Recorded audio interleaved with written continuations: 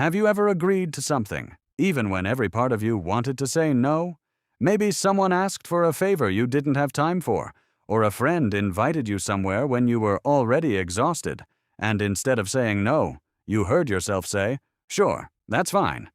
Later, you might feel frustrated with yourself.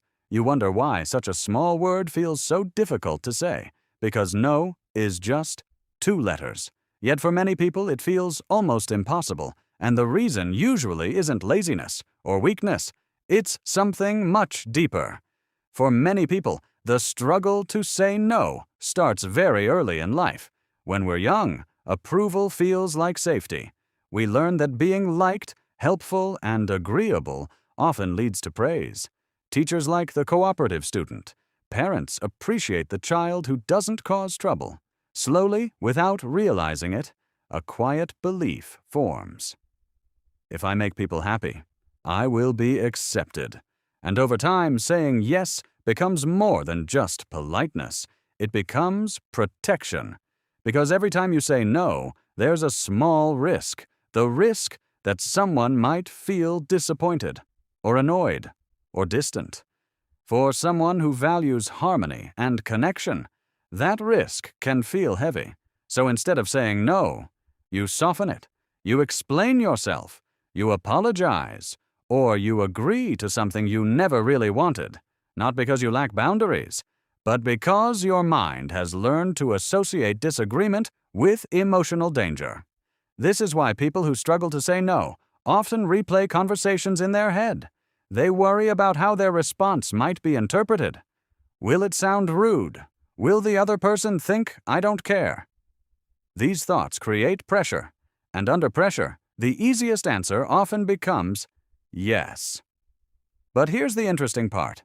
Many people who struggle to say no are actually very aware of their own needs. They know when they're tired. They know when something feels unfair. Yet they still say yes, because the discomfort of disappointing someone feels stronger than the discomfort of overcommitting themselves. In other words, the real conflict isn't between yes and no. It's between 2 emotional fears: the fear of letting someone down and the fear of losing a sense of connection. So the mind chooses the option that seems safer in the moment. Agreement. But over time, this pattern can become exhausting. Small favors turn into constant obligations. Free time slowly disappears, and resentment can quietly build beneath the surface. Not toward others, but toward yourself. Because deep down, you know you wanted to say something different, and this is where the pattern becomes clearer. The difficulty of saying no often isn't about confidence. It's about identity.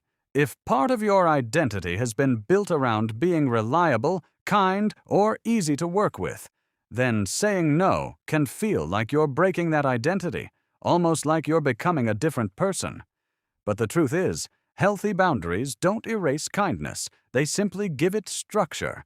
And sometimes the most honest response you can give someone is not a perfect explanation, just a simple, clear answer. Because when you begin to recognize this pattern, something shifts. You start to see that saying yes to everything isn't always generosity. Sometimes it's protection. Protection from discomfort. Protection from rejection. And once you see that, the word no begins to feel a little less threatening. Not because it suddenly becomes easy, but because you understand what made it difficult in the first place. And that awareness alone can quietly change the way you respond. Some habits aren't random. They go deeper than you think. And once you begin to understand this, you start to see yourself differently.